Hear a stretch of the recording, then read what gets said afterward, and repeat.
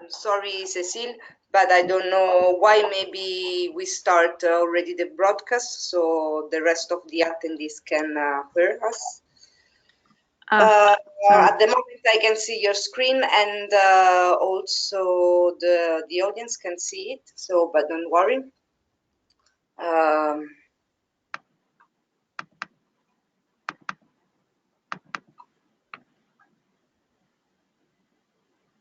Mais désolé, on va commencer en 2 minutes. Non, un instant. Juste un instant.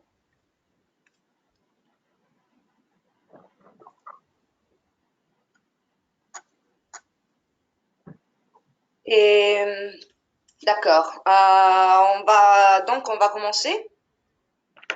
Et bonjour, bon après-midi à tout le monde. Merci beaucoup d'être avec nous aujourd'hui. Je suis Alessia Roga et je suis la coordinatrice de la gestion des connaissances de l'apprentissage du projet Bridge the Gap. Bridge the Gap est une initiative financée par l'Union européenne et coordonnée par la FIAP, la Fondation ibéro-américaine pour l'administration et les politiques publiques, en partenariat aussi avec 3 agences européennes pour la coopération au développement, l'espagnol, l'italien et l'autrichien, et 2 ONG internationales, le European Disability Forum et le International Disability and Development Consortium. L'initiative vise à contribuer à l'inclusion socio-économique, l'égalité et la non-discrimination des personnes handicapées à travers des institutions et des politiques plus inclusives et responsables. Les projets, en fait, disposent d'une ample stratégie des connaissances, de gestion des connaissances, et dans le cadre de cette stratégie, les projets organisent un cycle de formation en ligne.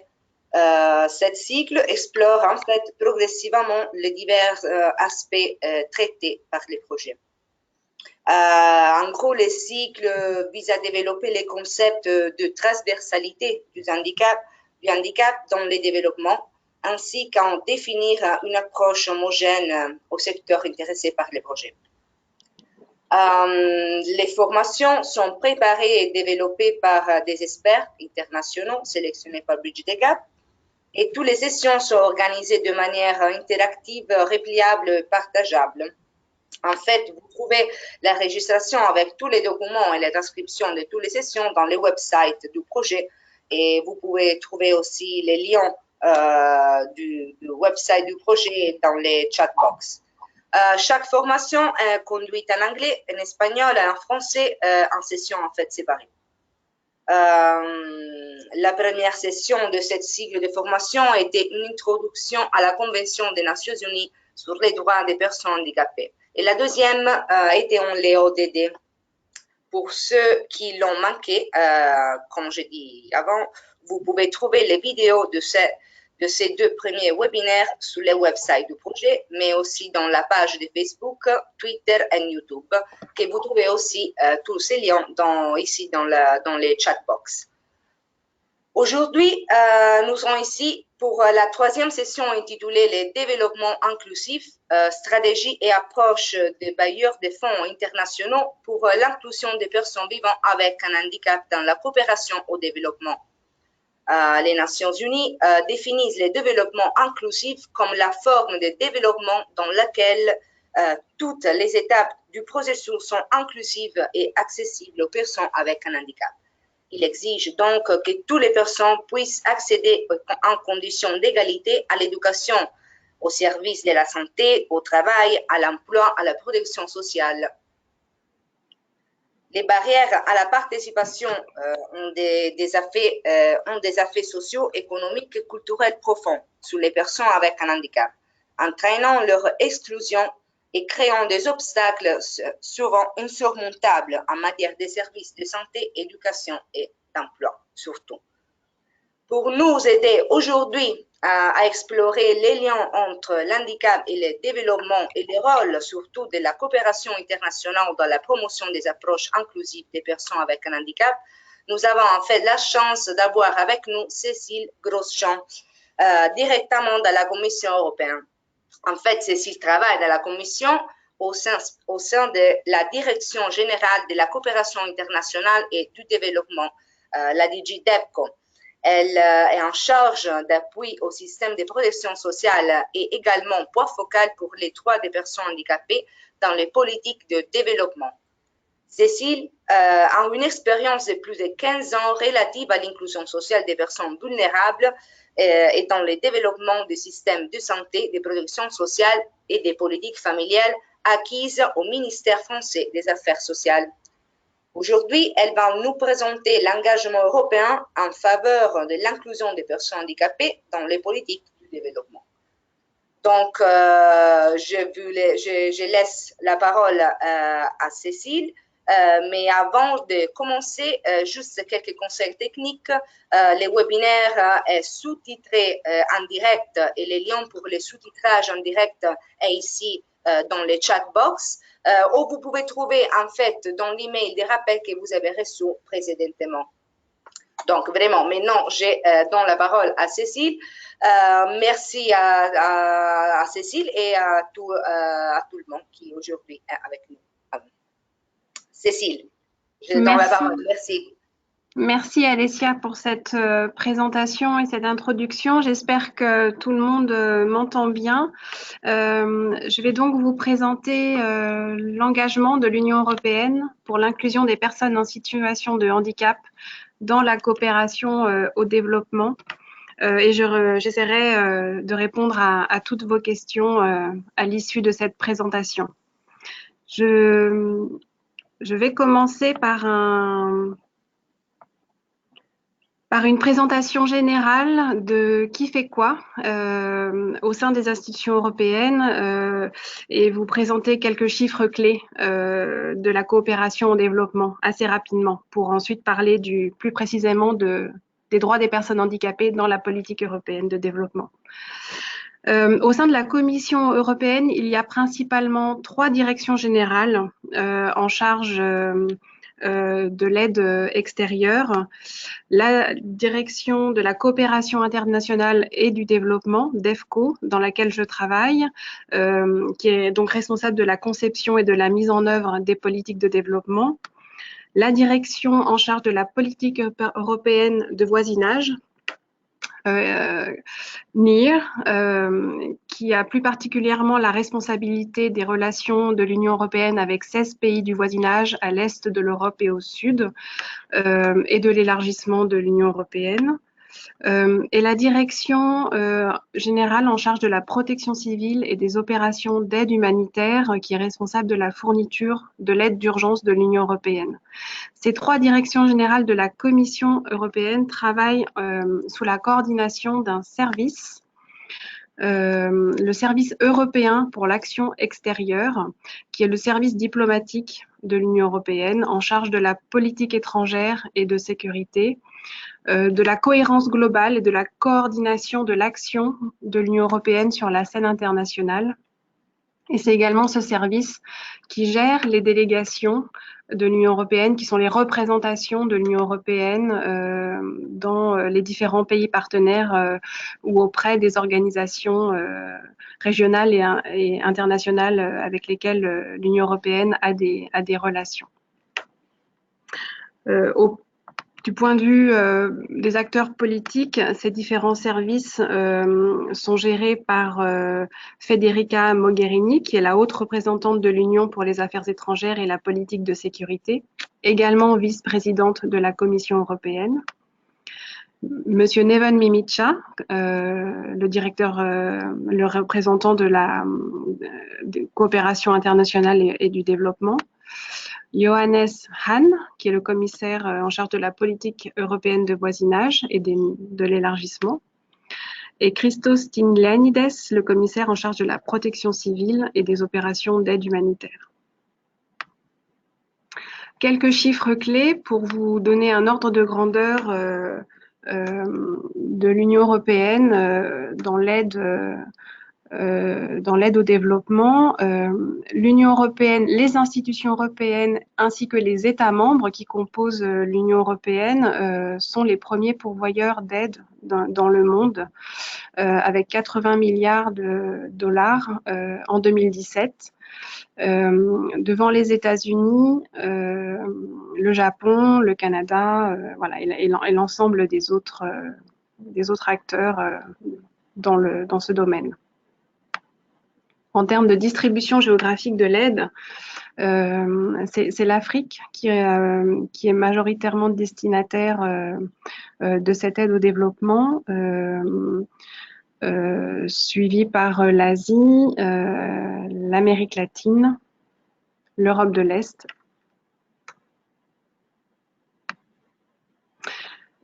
Il y a davantage d'informations à trouver sur le site de la Direction générale DEFCO, sur le site Europa et Europaid, notamment dans les rapports annuels qui sont produits et qui donnent vraiment une information détaillée sur les pays, les secteurs focaux aussi d'intervention.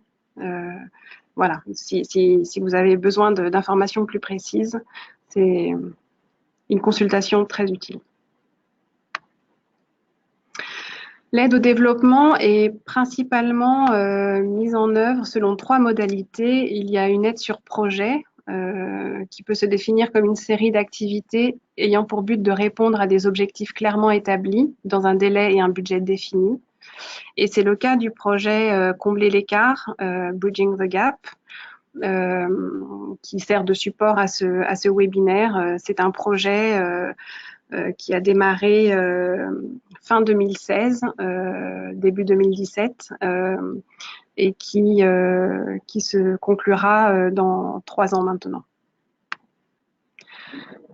Un appui sectoriel, c'est l'aide, dans ce cadre-là, soutient le programme d'un pays partenaire dans un secteur donné, qui peut être l'éducation, la santé, le transport, et qui peut être, cette aide peut être mise en œuvre par le biais d'un appui budgétaire sectoriel, d'une aide sur projet ou de financement commun à plusieurs organisations. Et puis, on peut intervenir par le biais d'un soutien budgétaire général, et donc opéré par le biais de transferts monétaires sur le compte du trésor public du pays partenaire, en soutien d'une politique nationale et en application des procédures nationales.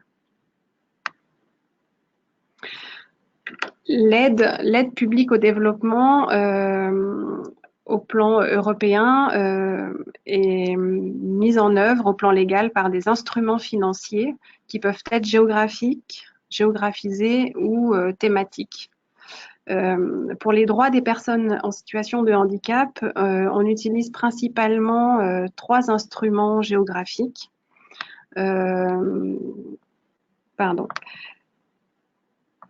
Qui sont l'instrument européen de voisinage pour les pays à l'est de l'Europe et dans le secteur de la Méditerranée, l'instrument pour la coopération au développement pour les pays d'Amérique latine, l'Afrique du Sud ou l'Asie. Et puis le Fonds européen de développement pour les pays appartenant à la zone des Caraïbes, de l'Afrique et du Pacifique. En complément de ces outils et de ces instruments financiers géographiques, on prend appui sur des instruments financiers thématiques. Et l'instrument de coopération au développement, qui a une partie importante à destination de zones géographiques précises, comprend aussi 2 instruments thématiques qui nous permettent de financer un nombre important de projets à destination et en renforçant les droits des personnes en situation de handicap. Il s'agit d'un programme qui s'appelle Biens publics mondiaux et défis qui les accompagnent, et puis d'un programme qui permet de cibler les organisations de la société civile et les autorités locales. Le deuxième instrument financier thématique important pour les droits de l'homme, tous les droits de l'homme en général et les droits des personnes en situation de handicap en particulier, C'est l'instrument européen pour la démocratie et les droits de l'homme, qui a donc pour objectif de contribuer à l'établissement de la démocratie et à l'état de droit, ainsi qu'à la protection des droits de l'homme et des libertés fondamentales.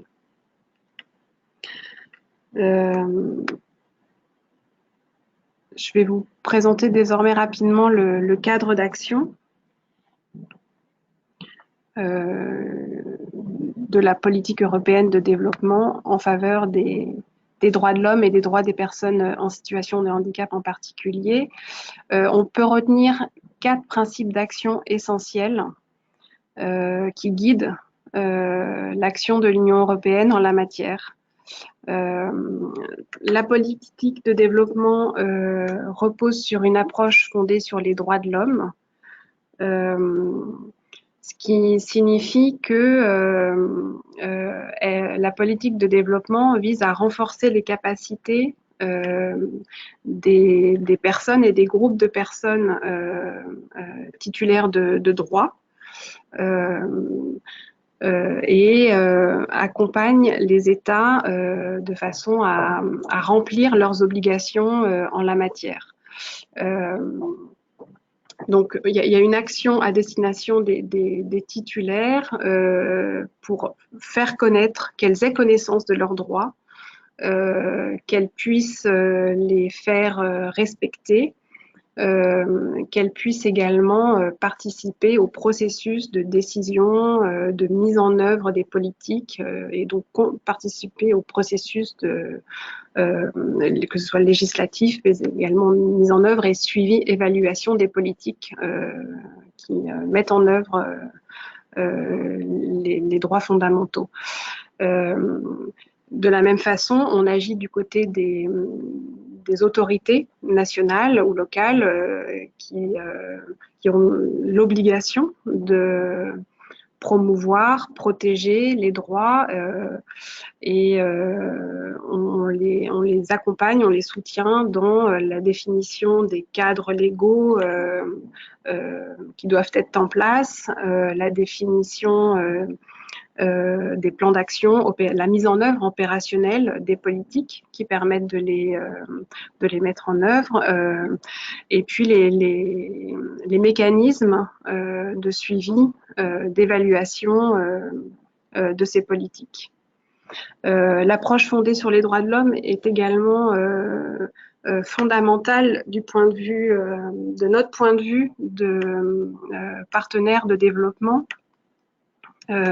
puisqu'elle nous met en garde contre des effets pervers des politiques de développement, et notamment quand on pense aux droits des personnes en situation de handicap, c'est le principe de ne pas faire de mal, de ne pas ajouter de mots aux situations déjà aux discriminations, par exemple, dont sont déjà victimes les personnes en situation de handicap. Et donc, c'est un principe qui nous permet d'être alertés sur le fait qu'on ne doit pas ajouter, par exemple, de barrières auxquelles font face les personnes en situation de handicap. Ne pas penser à l'accessibilité, penser à faire participer les organisations de personnes en situation de handicap dans les étapes, différentes étapes de conception des projets, de coopération. Voilà, donc ce principe qu'on appelle en anglais do no harm et qu'on pourrait traduire en français à ne pas faire de mal et à penser à l'impact de nos projets sur les personnes. Évidemment, un deuxième principe essentiel qui guide notre action, c'est la Convention de l'ONU sur les droits des personnes handicapées. Et je reviendrai de façon plus importante dans la suite de la présentation sur cette convention. L'Union européenne, en tant qu'organisation internationale, régionale, a ratifié cette convention et donc est partie à cette convention et ce faisant est engagée à la mettre en œuvre dans toutes ses politiques, y compris sa politique de développement. Un troisième principe d'action, c'est c'est une double action, une double approche. On s'efforce d'intégrer le handicap dans tous les programmes et à le prendre en compte dans tous les secteurs. Ça peut être la santé, l'éducation, les transports, voilà, tous nos secteurs d'intervention, tous nos programmes géographiques. Et en même temps, on s'attache à conduire des actions spécifiques, des projets spécifiques qui ciblent spécifiquement les droits des personnes en situation de handicap. Donc on a vraiment deux jambes et on essaye de fonctionner et d'avancer en même temps sur ces deux axes importants de la politique de développement en faveur des personnes handicapées. Et un dernier principe d'action essentiel, c'est le soutien à la participation des personnes handicapées et de leurs organisations. C'est évidemment un principe fondamental de la Convention de l'ONU. C'est également un principe important de la politique de développement de l'Union européenne qui s'appuie beaucoup sur les organisations de la société civile.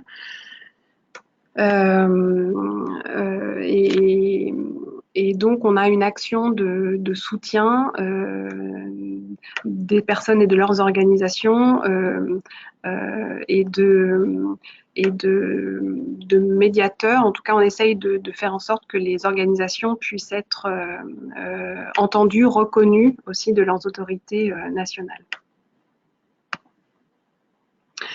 Au plan global, je vais présenter rapidement l'agenda international sur lequel s'appuie l'Union européenne. Il y a bien évidemment l'agenda 2030 pour le développement durable, qui est un agenda inclusif, qui intègre pour la première fois de façon très explicite les personnes en situation de handicap, qui nous demande de recueillir des données ventilées par handicap. Et donc, l'Union européenne s'est mise en ordre de marche pour remplir ses obligations dans le cadre de cet agenda mondial. J'y reviens, il y a évidemment la Convention de l'ONU pour les droits des personnes en situation de handicap, qui couvre l'ensemble des droits civils, politiques, sociaux, économiques et culturels, et qui nous engage en tant qu'organisation régionale à promouvoir, protéger et assurer la jouissance pleine et entière leurs droits par les personnes en situation de handicap. Ça engage également tous les États membres de l'Union européenne, puisque désormais les 28 États membres ont signé et ratifié cette convention. Et en tant que partie à cette convention, l'Union européenne est évaluée par le comité des droits des personnes en situation de handicap et la mise en œuvre de cette convention dans les politiques européennes est évaluée. La dernière évaluation a eu lieu en septembre 2015 et je vous présenterai ce qu'il en est ressorti. Alors, au niveau de la Convention, on s'appuie évidemment beaucoup sur l'article 32 relatif à la coopération internationale qui nous demande d'appuyer les efforts déployés au niveau national pour la mise en œuvre de la Convention et notamment en faisant en sorte que la coopération internationale prenne en compte les personnes handicapées et leur soit accessible, en appuyant le renforcement des capacités des personnes et de leurs organisations, en facilitant la coopération aux fins de recherche et en apportant une assistance technique et une aide économique. Voilà, donc c'est vraiment l'article fondamental pour l'aide extérieure, l'aide au développement et l'inclusion des personnes en situation de handicap. Bien évidemment, quand on conduit un projet de développement en matière d'éducation, d'emploi ou de santé, pour ne citer que ces thématiques-là, on s'efforce également de respecter les articles de la Convention qui concernent ces secteurs-là.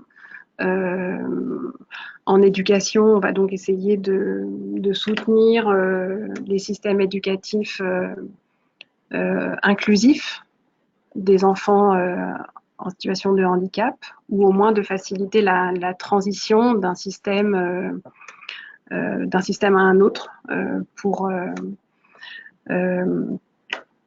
avoir une action la plus conforme possible à la Convention de l'ONU. Et j'en ai déjà beaucoup parlé, mais on met en œuvre également les principes de participation et d'accessibilité, même si dans le domaine de l'accessibilité, on a encore énormément à faire, tant en matière d'infrastructure que de communication. Et c'est vraiment un pan de notre action que nous devons améliorer.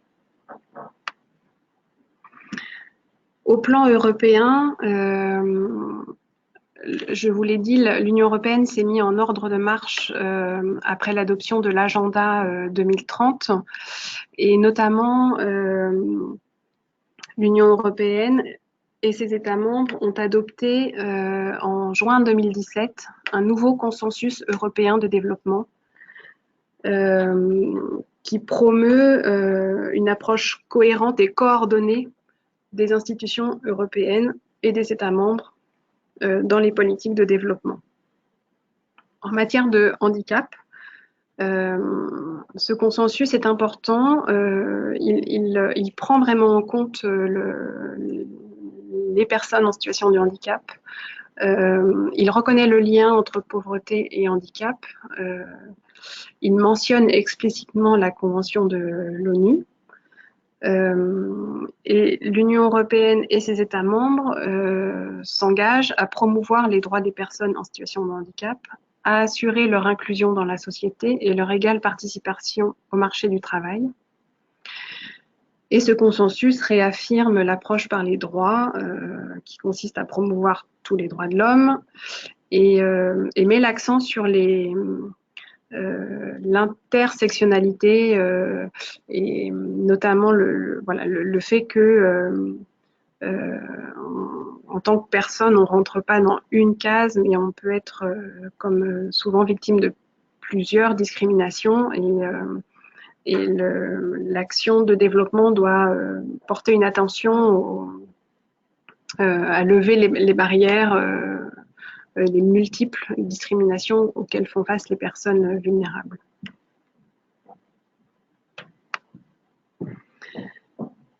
Au-delà du consensus, il y a d'autres stratégies clés au plan européen pour l'action en faveur des personnes handicapées, notamment la stratégie européenne du handicap 2010-2020,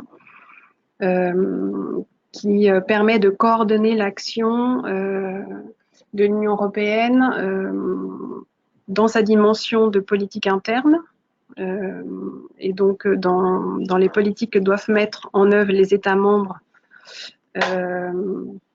pour leurs citoyens, mais également dans sa dimension extérieure avec et cette stratégie s'appuie sur l'ensemble des principes que j'ai déjà présentés, approche double, à la fois intégration des droits des personnes handicapées dans l'ensemble des politiques générales que nous conduisons, mais également soutien spécifique, accessibilité, soutien aux organisations de personnes handicapées. Il y a également le plan d'action pour les droits de l'homme et la démocratie, qui intègre le handicap dans les interventions pour les droits de l'homme, qui est un point d'appui important pour soutenir les pays partenaires dans leur mise en œuvre et suivi, évaluation de la mise en œuvre de la Convention de l'ONU.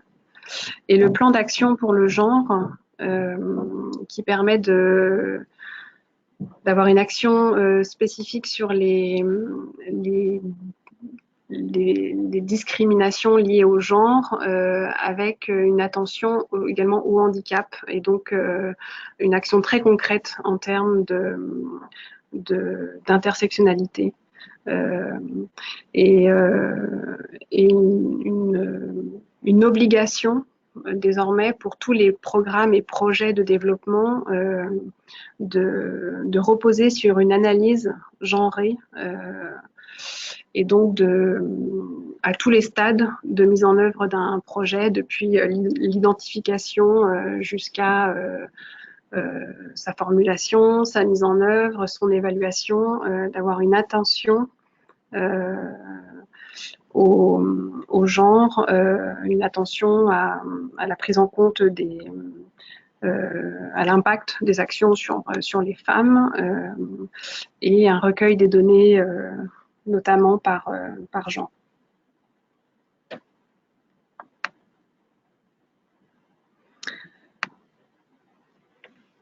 Alors, je vous l'ai dit, en tant que partie à la Convention de l'ONU, l'Union européenne les politiques de l'Union européenne ont été revues par le Comité des droits des personnes en situation de handicap, qui a rendu ses conclusions en 2015. Ces conclusions montrent des progrès, notamment dans l'inclusion des droits des personnes handicapées dans les instruments financiers de son aide extérieure. Donc, ce sont les instruments que je vous ai présentés auparavant, à la fois les instruments géographiques, mais également les instruments thématiques. Le respect des droits des personnes handicapées et le soutien aux pays partenaires pour leur protection, leur mise en œuvre sont des objectifs clairement spécifiés des instruments financiers de l'Union européenne.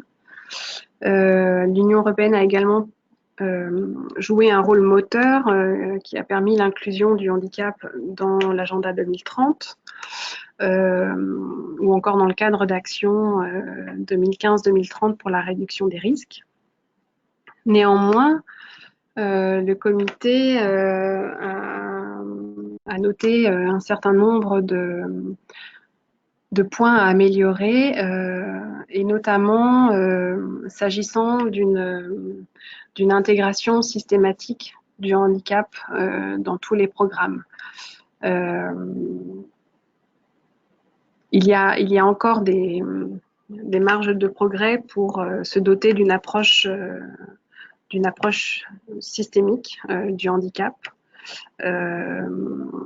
pour mettre en œuvre les objectifs de développement durable dans une perspective inclusive, et c'est pour ventiler les données par handicap et permettre vraiment un suivi fin de notre action sur le handicap dans l'ensemble des programmes européens. Et pour veiller également à ce que nos programmes et nos financements ne perpétuent pas la ségrégation des personnes handicapées, mais viennent vraiment en soutien de projets compatibles avec la Convention.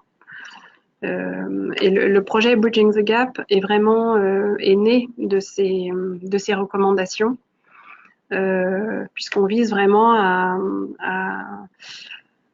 accompagner bien sûr les organisations de personnes handicapées, les États partenaires dans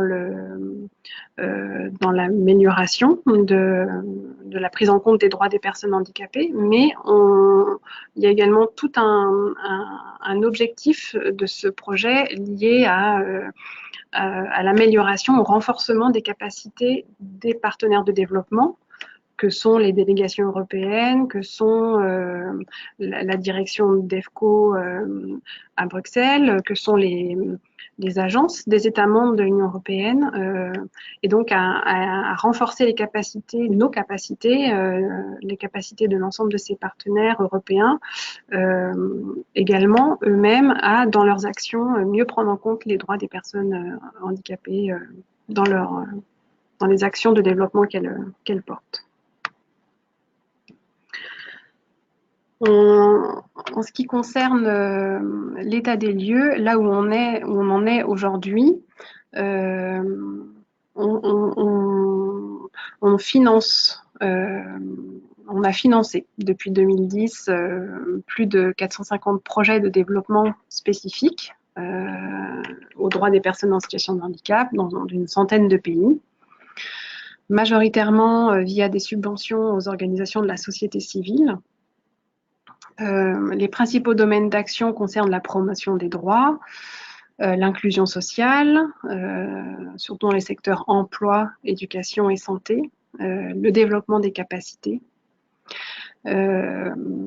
Néanmoins, ce recensement quantitatif est limité et c'est un minimum parce qu'on n'a pas d'outils statistiques, on n'a pas de code qui nous permet d'évaluer finement, quantitativement et qualitativement le nombre de projets qui concernent les droits des personnes en situation de handicap. Il y a des codes. L'aide extérieure est suivie, évaluée par toute une série de codes adoptés par l'OCDE et les États membres du comité d'aide au développement. Mais il n'y en a pas actuellement pour les personnes, pour les projets qui portent sur les droits des personnes en situation de handicap. Donc c'est un recensement, ces 450 projets, c'est un recensement qui est fait manuellement sur la base d'une recherche sur la base de mots-clés, mais qui ne permet pas de garantir un suivi fin, une connaissance précise de l'ensemble de notre action, et notamment qui ne permet pas de repérer les projets qui intègrent, qui ne sont pas spécifiques aux personnes handicapées, et qui ont vraiment une action d'intégration du handicap dans des problématiques plus générales. Donc l'Union européenne travaille à l'élaboration d'un code, d'un marqueur qui permettrait de tracer plus facilement les flux d'aide qui viennent en appui des droits des personnes en situation de handicap, mais c'est une négociation avec nos autres partenaires qui est encore en cours. En termes d'état des lieux, il faut également prendre conscience que notre organisation, notamment du fait de notre présence dans plus de 140 pays ou auprès d'organisations, fait que il y a un besoin de formation, de sensibilisation de nos personnels. Et c'est une action que l'on fait chaque année. Nous formons nos personnels aux droits des personnes en situation de handicap. Et le projet, le webinaire auquel vous assistez actuellement y contribue. Mais c'est néanmoins un défi parce que il y a beaucoup de... le personnel change régulièrement, les priorités de développement peuvent varier d'un pays à un autre, et donc voilà, il y a cette action qui est une action vraiment de fond récurrente à conduire. On a également progressé en termes des exigences d'accessibilité. Chaque organisation qui passe un contrat avec l'Union européenne doit respecter certaines exigences en termes d'accessibilité pour les personnes en situation de handicap. Et donc c'est un paragraphe qui est inclus dans les guides d'appel d'offres de l'Union européenne. Voilà, mais je vous le disais, c'est encore un domaine dans lequel on doit progresser, notamment par exemple parce que beaucoup de nos délégations dans les pays partenaires ne comportent pas de moyens d'accès pour les personnes en situation de handicap.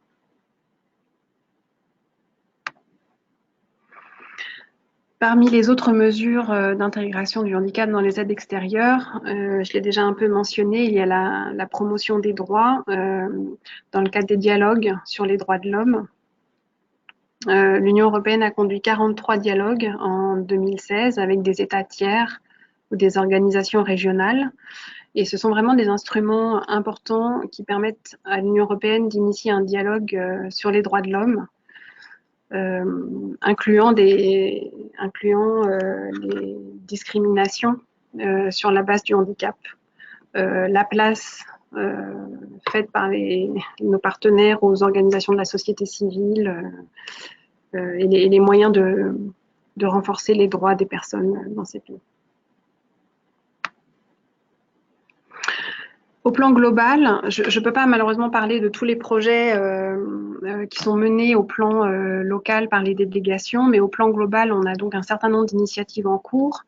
Bridging the Gap, combler l'écart, dont vous avez déjà beaucoup entendu parler, donc je vais être assez brève sur le sujet, mais l'objectif général, c'est vraiment de contribuer à l'inclusion socio-économique, à l'égalité et à la non-discrimination des personnes handicapées dans les pays à bas revenus et les pays à revenus intermédiaires, grâce à des politiques et des institutions plus inclusives.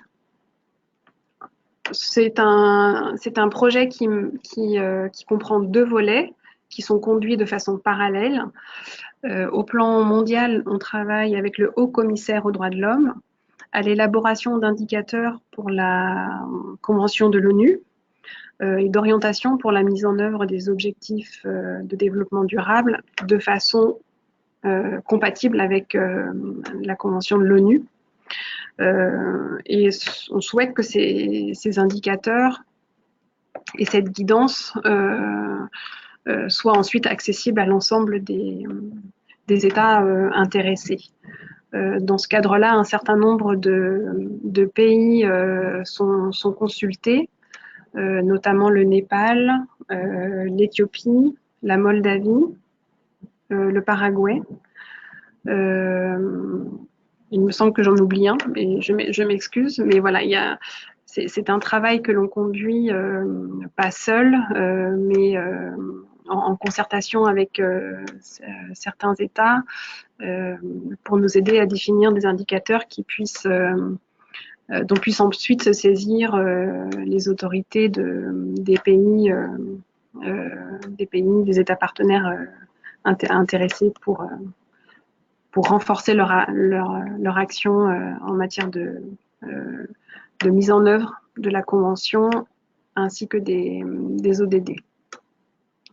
Et le deuxième volet, c'est un volet national au niveau de 5 pays, dans 5 pays, l'Éthiopie, le Soudan, le Burkina Faso, le Paraguay et l'Équateur, pour renforcer les capacités des autorités nationales, des organisations des personnes en situation de handicap et des partenaires de développement afin de mettre en œuvre et d'assurer le suivi de services et de politiques sectorielles prenant en compte les droits et les besoins des personnes handicapées.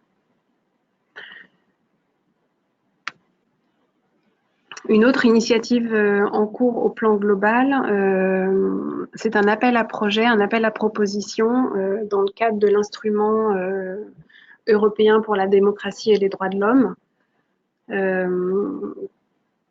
qui vise à promouvoir et à soutenir la ratification, la mise en œuvre effective et l'évaluation de la Convention de l'ONU, et à favoriser les partenariats entre les organisations de défense des droits de l'homme et les organisations de personnes handicapées, de façon à ce que les liens se renforcent entre les organisations de défense des droits de l'homme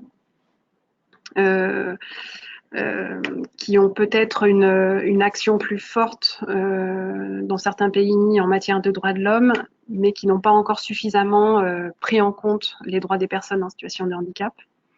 Donc, c'est comment faire en sorte que ces organisations-là soient plus inclusives dans leurs messages, dans leurs campagnes, dans leurs actions de façon générale. Et comment faire en sorte également que les organisations de personnes handicapées bénéficient un peu de l'expérience, de l'expertise des organisations de défense des droits de l'homme. Voilà, donc c'est un appel à proposition en cours qui a été lancé en septembre 2017.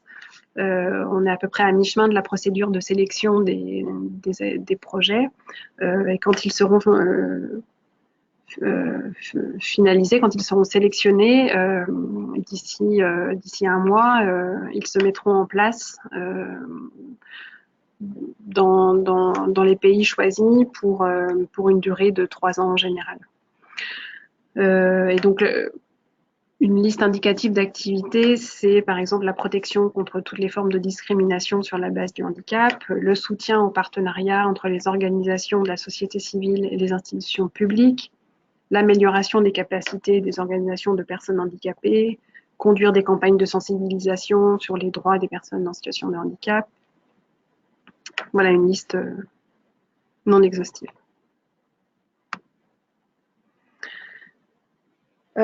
Et avant de conclure, je voulais présenter rapidement notre action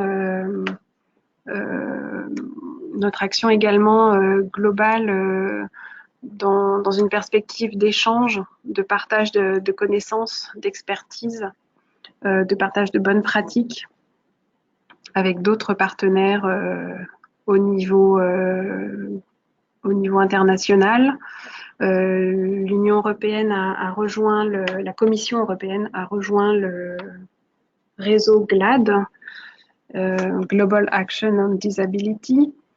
C'est un réseau qui a été fondé par International Disability Alliance, IDEA, et qui est actuellement géré par IDEA et puis l'agence australienne, le département australien de développement. C'est un réseau de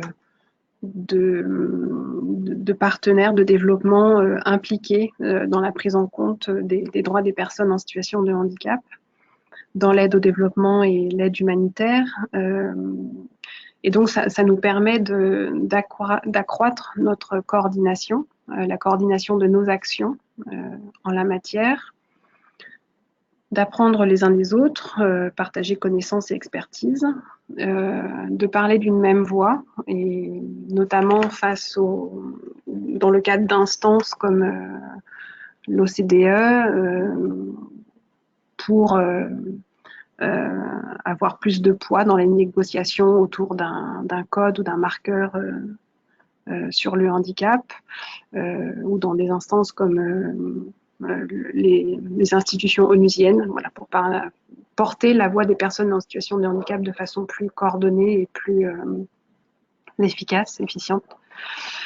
Étendre et diversifier la communauté des partenaires contribuant à l'inclusion des personnes handicapées, et renforcer les partenariats existants dans les initiatives mondiales.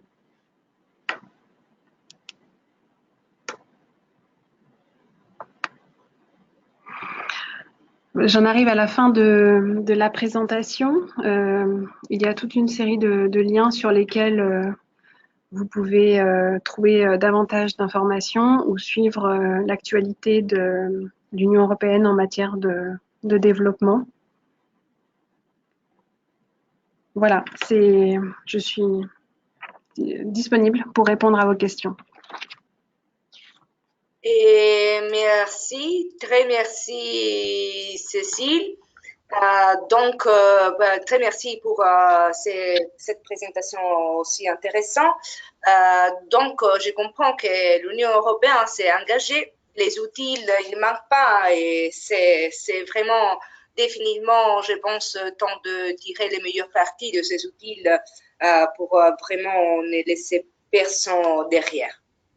Donc, maintenant, je laisse la parole aux participants. Nous pouvons commencer avec les débats. Je suis sûre que vous avez beaucoup de questions pour Cécile. Vous pouvez écrire vos questions dans les chat box et je le lirai en par un mais Cécile vous donne des réponses, ou vous pouvez lever directement la main, virtuellement évidemment, et je vous donnerai directement la parole pour poser votre question à Cécile. Je vous invite à parler directement avec Cécile et à poser des questions en prenant la parole, aussi pour partager des idées, pas seulement de questions, et pour alimenter mieux le débat et pour être mieux compris aussi dans les autres participants.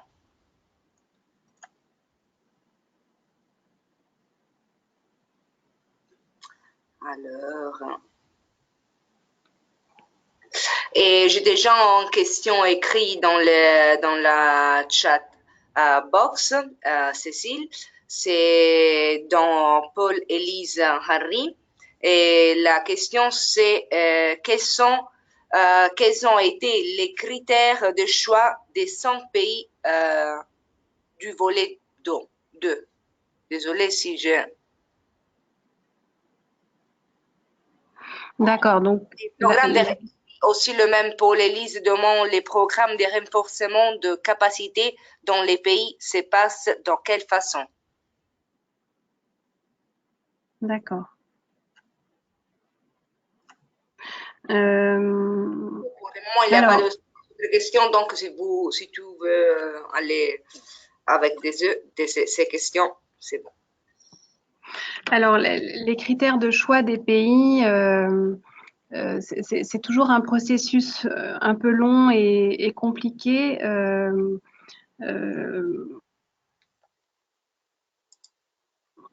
D'abord, c'est aussi une négociation avec les pays concernés. Il faut il y a une dimension importante dans la politique de développement qui est aussi l'appropriation des pays, des gouvernements de ces pays. On veut que notre action, elle soit durable. Et donc, il est vraiment important que les gouvernements dans lesquels on agit soient vraiment partenaires de cette action, soient engagés également pour garantir qu'une fois que le projet est terminé, eh bien, cette action soit pérenne, soit reprise par les institutions nationales et puisse être mise en œuvre ensuite sans notre appui ou alors dans des formes différentes, mais que en tout cas elle soit portée par les institutions nationales. Donc il nous fallait des pays. Nous on souhaitait une diversité de situations et notamment une diversité de niveaux de développement. Donc à la fois des pays à bas revenus et des pays à revenus intermédiaires. On souhaitait des pays qui ont une action, qui ont ratifié la convention et qui ont déjà conduit des actions au moins au plan légal, qui ont déjà un engagement en faveur des droits des personnes en situation de handicap. Et ensuite, en discutant avec les partenaires du projet, et c'est vrai que je ne me suis pas étendue trop sur les partenaires du projet, mais il y a aussi Alessia l'avait dit au début, deux organisations de personnes en situation de handicapées qui agissent au niveau européen, qui sont là. On a des États membres. Donc voilà, c'est en négociation avec les partenaires du projet, en négociation avec les gouvernements des pays qu'on a pu définir la liste des pays. Et on a eu l'accord des gouvernements dans ces 5 pays. Ce qui était donc, je reviens un peu au début de mon intervention, qui était une condition obligatoire de notre engagement. Le renforcement des capacités dans les pays, Ça se passe de différentes façons. Ça se passe par des actions de formation. Ça peut être des actions de formation des agents de l'État des pays concernés, également des personnels des organisations de la société civile. C'est une formation qui peut porter sur la convention, comprendre bien les objectifs et l'objet de la convention de l'ONU, comprendre comment la mettre en œuvre de façon sectorielle selon les priorités des pays. Et par exemple, au Burkina Faso, on travaille de façon plus pointue sur la politique de santé. Et donc, il y a un volet de renforcement des capacités des agents du ministère de la Santé.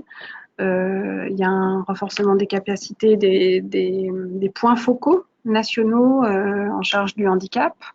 Mais également du personnel médical pour bien comprendre la convention, sortir d'une évaluation strictement médicale du handicap, mais prendre en compte les barrières mises à l'inclusion des personnes en situation de handicap par l'environnement global de la personne.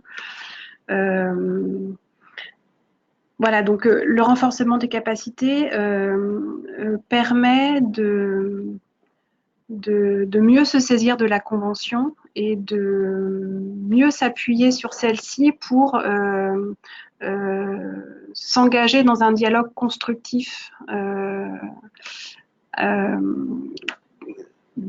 entre les différentes parties en fait. Et donc pour nous, c'est vraiment très important de travailler à la fois avec les gouvernements et les fonctionnaires des États, mais également avec les organisations de la société civile, parce que pour nous, c'est que dans le dialogue entre ces deux parties qu'on pourra avancer de façon intelligente, durable, en faveur de l'inclusion des personnes en situation de handicap. Et donc, on vient en appui, on apporte de l'expertise essentiellement par la formation auprès de ces différents acteurs. On apporte également des méthodes, on propose également des méthodes de travail et des outils en particulier, notamment pour tous les pays qui souhaitent réfléchir à leur système d'évaluation du handicap, ou qui souhaitent mieux évaluer le nombre de personnes handicapées dans leur pays. On sait qu'il y a un certain nombre de pays, par exemple l'Éthiopie, qui est également un des pays qui participe au projet Bridging the Gap. Selon le recensement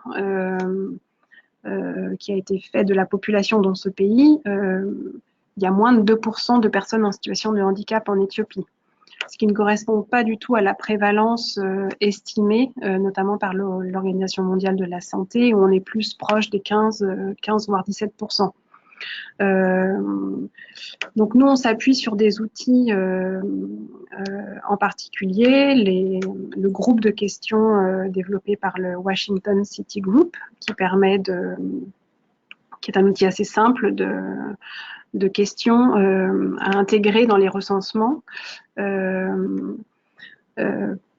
pour accompagner les pays vers une connaissance plus fine en fait des personnes en situation de handicap, de leurs besoins, pour ensuite développer les politiques qui permettront d'y répondre. Donc voilà, on vient aussi avec, on propose également des outils en particulier et une assistance technique pour les mettre en œuvre. Voilà, j'espère avoir répondu à la question. Bien, merci. Nous avons encore des questions. J'ai lu deux questions particulières. Pascaline demande quelles sont les organisations impliquées au Burkina Faso, volet de renforcement de capacité. Et aussi à notre question de Fali, on remarque qu'en Afrique, pas de mal des pays ont ratifié la convention, mais la mise en application pose des problèmes, généralement par manque de formation. La question donc c'est, il existe des financements autres que celui dont vous avez parlé pour en faire des bénéficiaires ces pays? Je ne sais pas si c'est clair la question. Alors, sur le Burkina Faso, on travaille principalement du côté du gouvernement avec le ministère, les services du ministère de la Santé. Et puis la ministre en charge de la femme qui a notamment la responsabilité du point focal pour les personnes vulnérables et les personnes handicapées. Du point de vue des organisations de la société civile, il faudrait que je vous donne, comme ce sont des organisations locales, il faudrait que je vous donne la liste plus directement. Je ne connais pas leur nom directement. Il y a également un certain nombre d'ONG internationales et surtout italiennes qui participent à ce projet au Burkina Faso parce que c'est l'agence italienne qui met en œuvre le projet pour le compte de l'Union européenne dans ce pays. Donc Alessia, je ne sais pas si on a la possibilité de prendre le mail de la personne qui a posé la question pour vraiment y répondre de façon plus précise par la suite. Mais oui, bien sûr. En fait, j'ai envie de Pascaline à écrire à m'envoyer son email, adresse email. Dans le chat box, vous avez la possibilité d'envoyer un message privé à l'organisateur. Donc, si vous voulez, vous pouvez partager avec moi votre email et après, Cécile vous donnera un peu plus d'informations par rapport à Oui, ça. je pense que c'est la bonne façon de procéder. Alors, en Afrique, je crois que c'était la question relative à la mise en œuvre de la Convention de l'ONU. C'est un constat que l'on fait effectivement. La plupart des pays, beaucoup de pays maintenant ont ratifié la Convention et se sont dotés d'un appareil législatif qui permet d'assurer un cadre légal cohérent et en conformité avec la Convention de l'ONU. Et effectivement, c'est du côté de la mise en œuvre effective que les difficultés apparaissent et pas seulement du côté de la mise en œuvre, du côté aussi du suivi et de l'évaluation des politiques. Alors, les financements, il y a les financements au niveau global qui sont ceux sur lesquels j'ai concentré la présentation aujourd'hui. Il y a aussi un certain nombre de financements au niveau des pays qui sont gérés par les délégations de l'Union européenne. En termes de droits de l'homme, l'instrument européen pour la démocratie et les droits de l'homme, il y a un volet global, mais il y a aussi un volet pays qui est géré directement par la délégation de l'Union européenne. Et puis ensuite, les instruments géographiques, il y a donc un volet d'action pour chaque pays. Et en conformité avec ces instruments financiers, la délégation prépare un programme d'action prévisionnel Et donc, je vous invite vraiment à entrer en contact avec les délégations de l'Union européenne. Les organisations de la société civile peuvent tout à fait demander à rencontrer les délégations de l'Union européenne dans chaque pays et à être informées en fait des actions pays par pays pour voir, pour discuter de la meilleure façon d'accompagner les efforts nationaux en faveur de la mise en œuvre de la Convention de l'ONU. Évidemment, la discussion avec la délégation européenne est importante parce qu'elle permet aussi de mieux comprendre quel est le point focal d'intervention de la délégation européenne dans un pays. Les financements sont concentrés sur un, deux ou trois secteurs focaux. Et donc, c'est important de les connaître pour voir dans quel secteur prioritaire l'inclusion des personnes handicapées peut s'insérer. Mais ça dépend vraiment des priorités sélectionnées dans les pays, par la délégation et les pays concernés.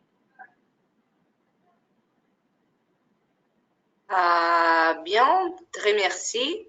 Nous avons encore deux questions.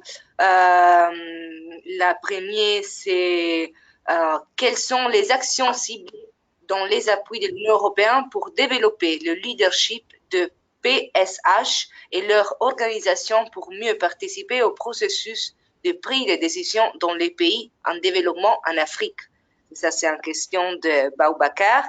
Et aussi, nous avons une autre question de Paul Lise qui demande, en termes de partager des bonnes pratiques et des connaissances, qu'est-ce qui a été fait concrètement et leurs résultats sont accessibles ou diffusés? Alors, merci pour ces questions. En termes de développement de leadership et de soutien au processus de décision, enfin, de soutien à la participation des organisations des personnes handicapées au processus de décision, c'est vraiment fondamental hein, dans notre action.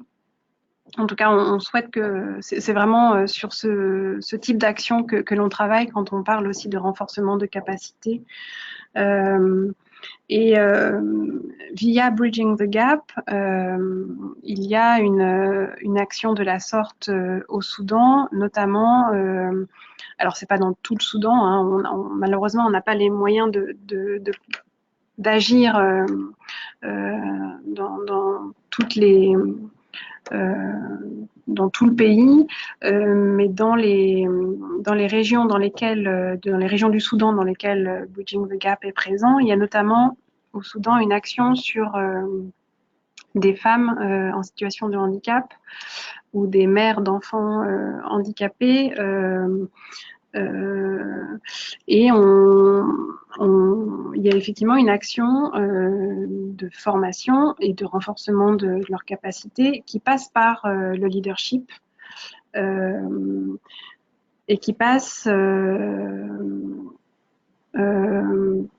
par un processus d'autonomisation, notamment financière, et on les accompagne dans la création de richesses, création d'activités économiques.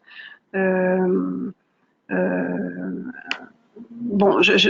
terme empowerment est un peu recouvre beaucoup de choses différentes maintenant, mais voilà, donc je parlerai plus d'autonomisation et on leur apprend vraiment on les soutient dans l'apprentissage de l'entrée en discussion avec des partenaires financiers, par exemple, ou des gouvernements, des représentants des gouvernements.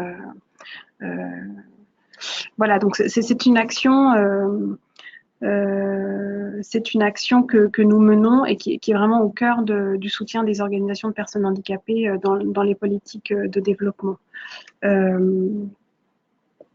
Et quand je dis également qu'on renforce les capacités et la connaissance, l'appropriation par ces organisations de la Convention, c'est également dans le but qu'elles puissent valablement participer à un dialogue avec les gouvernements et être un point d'appui aussi pour leur gouvernement dans les processus de décision. C'est vraiment ça le cœur de notre action. Et comment elles peuvent participer à la définition des politiques inclusives, éventuellement à leur mise en œuvre et à leur suivi. Voilà, mais là, on touche vraiment au cœur de la politique de développement en faveur des personnes en situation de handicap. Le partage de bonnes pratiques et de connaissances, il se fait, au niveau des projets, il se fait comme aujourd'hui par des webinaires via Bridging the Gap. Il se fait également par des plateformes internet et notamment dans les liens utiles que j'ai cités. Vous avez Capacity for Dev. Capacity for Dev, qui est une plateforme pour toutes les personnes intéressées par le développement. Et il y a dans cette plateforme un réseau qui s'appelle Disability and Development Network, auquel vous pouvez adhérer et qui permet d'avoir accès aux réflexions en cours sur l'intégration du handicap dans les politiques de développement. Donc ça, c'est une première action. Sur la plateforme du réseau GLAD, il y a également en accès, j'ai pas mis l'adresse internet d'ailleurs, mais on la trouve sur internet, un accès à une information encore plus large que l'action de l'Union européenne, puisqu'on a l'expérience des États-Unis, de l'Australie et de différents pays européens. Voilà, on a lancé aussi au niveau de la Direction générale du développement et de la coopération, la DEFCO Academy, qui vient d'être lancée, et notamment le cycle de webinaires auquel vous participez, nous avons l'ambition de le rendre accessible de façon permanente sur cette plateforme DEFCO Academy. Et je pense que tous ces liens sont recensés ou le seront prochainement sur le site internet du projet Bridging the Gap. Bien, merci. Maintenant, je veux donner la parole directement à Valérie Francisquet. Elle a levé la main. Donc, je ouvre votre microphone. Et Valérie, je te donne la parole.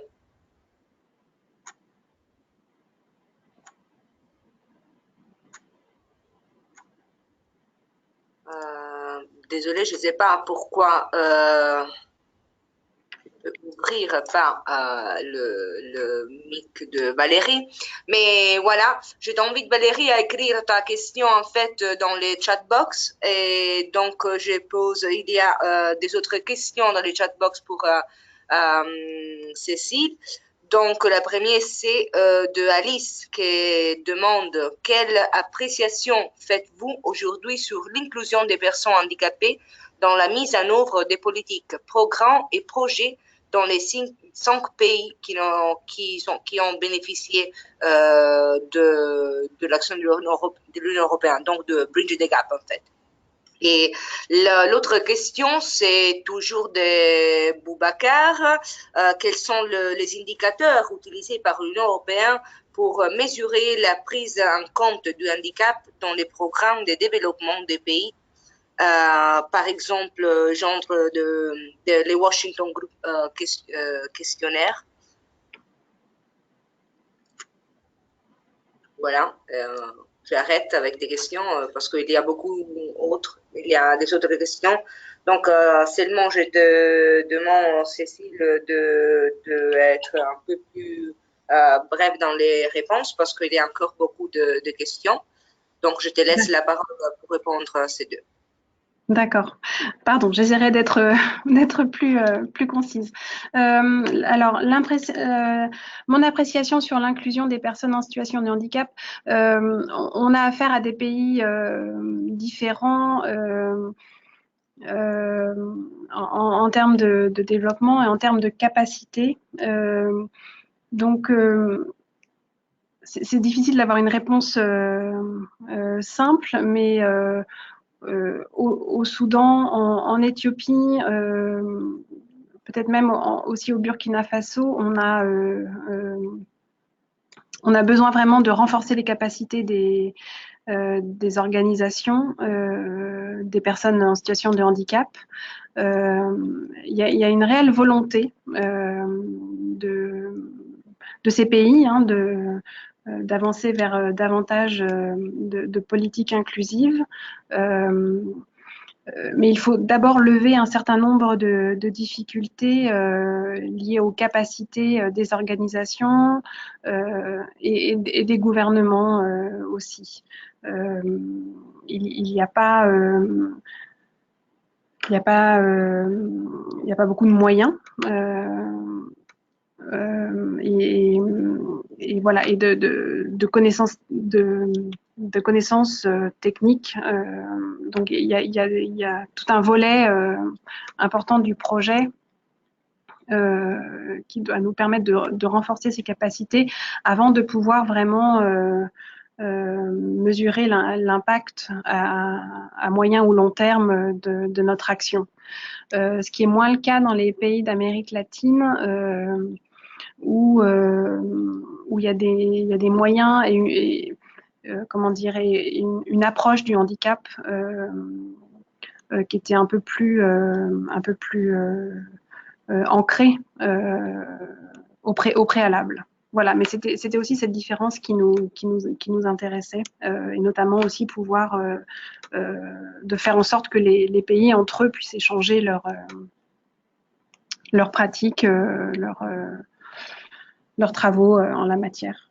Au niveau des indicateurs pour mesurer l'intégration des personnes handicapées dans les programmes de l'Union européenne, alors, au niveau européen, malheureusement, pour les politiques de développement, on n'a pas d'indicateurs internes qui nous permettent de suivre et de savoir précisément quel projet est inclusif ou ne l'est pas, et encore moins de savoir s'il l'est de façon cohérente avec la convention ou pas. Donc c'est un travail en cours, mais actuellement on n'a pas d'indicateur de la sorte. Par contre, dans les projets que l'on porte, on s'appuie sur un certain nombre d'outils internationaux et effectivement on les propose et les questions du Washington Group sont notamment un point d'appui très important pour faire un état des lieux des personnes handicapées dans les pays, savoir qui elles sont, quels sont leurs besoins. Ça fait partie des outils sur lesquels on s'appuie. Ça, c'est sûr. Bien, merci. Nous avons encore des questions. C'est la question de Marguerite. Bonjour Cécile, notre association Société civile du 237 représente les collectifs inclusifs Society au Cameroun qui regroupe 87 associations des personnes handicapées. Nous avons notre siège en Nantes, avons déjà été jusqu'à l'Union européenne Et aujourd'hui, nous portons toujours les projets de nos bénéficiaires sans trouver la porte par laquelle nous pouvons le présenter. Mais c'est ça, c'est en fait, c'est un commentaire, mais très important. Et aussi à notre question de Inoussa. Bonjour Cécile, je voudrais savoir comment interviennent les délégations de l'Union européenne dans les pays de l'Afrique au sud du Sahara dans l'inclusion des personnes handicapées. Donc, il demande précisément le mécanisme d'intervention. Alors, pour l'association qui intervient, le réseau d'associations qui intervient au Cameroun, il y a mon mail sur la page de couverture de la présentation, cécile.grosjean@ici.europa.eu. N'hésitez pas à m'envoyer directement un mail pour que je prenne connaissance un peu de vos projets et que j'essaye d'identifier peut-être la bonne personne dans la délégation de l'Union européenne au Cameroun qui pourrait, avec qui vous pourriez entrer en contact. Pour les délégations de l'Union européenne dans les pays d'Afrique subsaharienne, c'est vraiment les mêmes processus que pour toutes les délégations. Ce sont les mêmes instruments, les instruments de financement sont communs. Et puis donc elles établissent une liste de priorités en fonction des secteurs d'intervention sur lesquels elles souhaitent concentrer leur action. Et donc, soit il faut entrer directement avec chacune des délégations pour connaître cette liste des priorités et voir comment les droits des personnes en situation de handicap sont déjà inclus ou peuvent être inclus dans ces priorités. Soit il faut également me contacter pour que je puisse, moi, aller rechercher ces informations.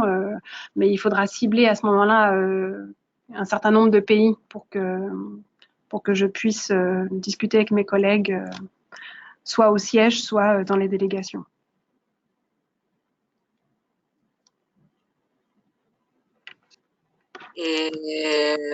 Merci, très merci. Donc, malheureusement, nous avons seulement 7 minutes encore, 6 minutes pour répondre à des questions. Donc, j'ai pris les derniers 3 questions et je donne la parole à Cécile. Après, pour toutes les autres questions, je vous invite à écrire dans les websites du projet et désolé dans l'adresse email du projet que vous trouvez dans les chat box ou aussi dans l'adresse email que Cécile a partagée avec vous maintenant. Donc, les derniers, quand je dis 3 questions, la première, c'est de Adiara.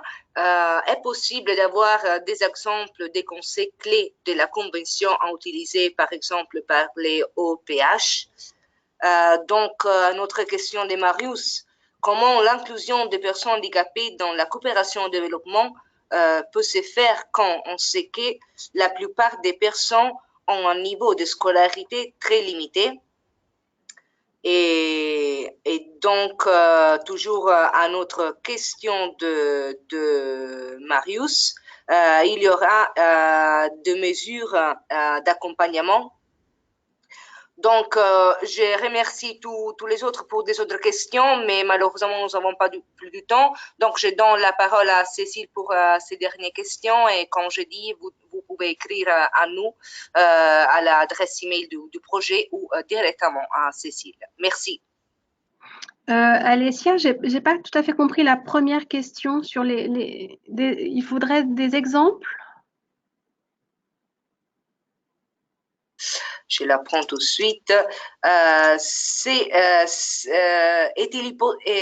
Est-il possible d'avoir des exemples des conseils clés de la Convention à utiliser, par exemple, par les OPH? Je t'envoie aussi la question dans la chat. Comme ça, voilà. Sinon, on va seulement demander à Diarra de reformuler la question, s'il vous plaît. Et on va répondre juste à la fin. Du coup, je vais peut-être commencer par la deuxième question sur le niveau de scolarité.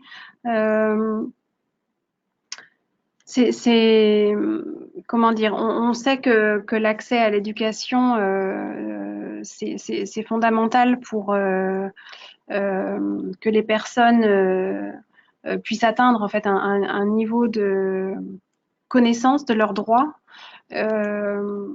Et puis puissent ensuite les revendiquer et les faire respecter par les autorités qui doivent normalement les protéger. Donc nous, l'Union européenne accompagne les États vers une éducation de tous, un accès à l'éducation de tous. Maintenant, on sait que ce n'est pas suffisant pour les enfants en situation de handicap et notamment avec Bridging the Gap, mais également sur d'autres projets qui concernent spécifiquement le secteur éducatif.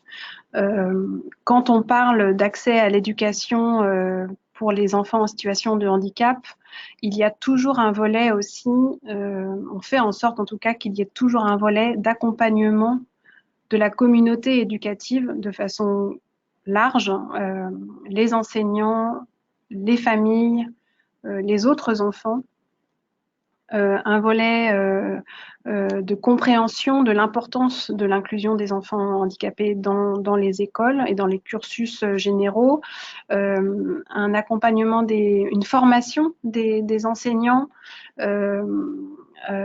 aux problématiques du handicap, à l'adaptation des moyens, des supports d'enseignement, à permettre évidemment que les infrastructures soient accessibles, mais aussi que les élèves puissent avoir un assistant si c'est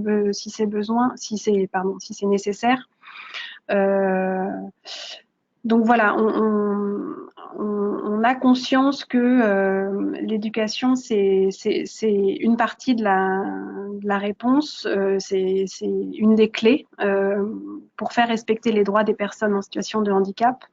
Mais derrière le mot éducation, il faut bien voir qu'on doit permettre un accès, mais également travailler de façon qualitative sur la prise en compte des besoins de ces enfants.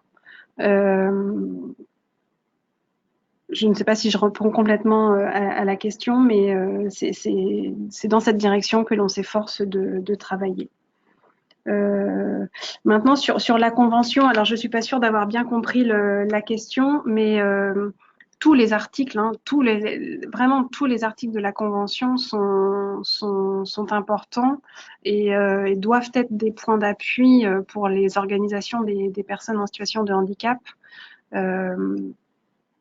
Les principes essentiels aussi de la Convention en termes de participation et d'accessibilité. Et puis chaque article thématique doit guider l'engagement des organisations et servir de base au dialogue avec les gouvernements.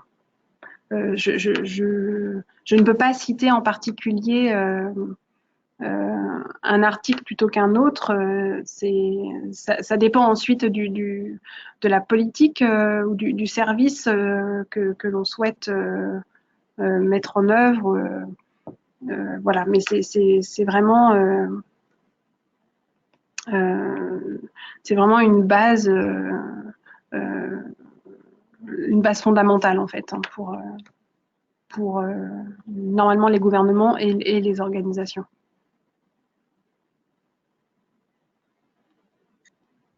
Et voilà, encore une fois, très merci Cécile. Je m'excuse aussi encore une fois pour les questions que nous n'avons pas répondu, mais nous avons seulement une heure et demie, mais j'étais sûre qu'en fait, les participants aujourd'hui, ils avaient plein de questions pour Cécile.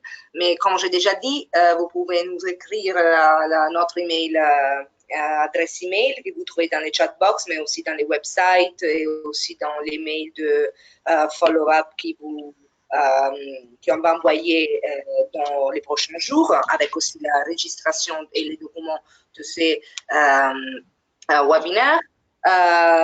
Donc, nous sommes arrivés à la fin aussi de la troisième session sur le développement inclusif des personnes vivant avec handicap. Je tiens vraiment à vous remercier, Cécile, pour la participation et pour avoir dédié votre temps aujourd'hui à nous. Je voudrais également dire merci à tous les participants. J'espère vraiment sincèrement que la session d'aujourd'hui vous a pris quelque chose, clarifié quelques doutes sur ces sujets très importants. Juste le dernier info, le cycle de formation du webinaire ne délivre un certificat de participation qu'à ceux qui assisteront à au moins de 75% de webinaires répondront à l'enquête de satisfaction. Le 75% de la formation correspond à 9 webinaires sur 12. Vous recevez les sondages avec l'email de suivi, l'email de follow-up à la fin de chaque session, ensemble, comme j'ai déjà dit, avec le vidéo de la session, le matériel d'apprentissage. La prochaine session aura lieu à la fin du mois de septembre. Il s'agit de la gestion du socle du projet, du cycle du projet inclusif et accessible. On va donner plus d'informations plus tard, le plus vite possible. Et donc, voilà, nous sommes arrivés à la fin. Merci beaucoup à tout le monde. À la prochaine fois et j'espère vraiment d'avoir les participants eux-mêmes à la fin de septembre pour la 4e session de cette cycle. Merci Cécile. Au revoir. Merci, au revoir.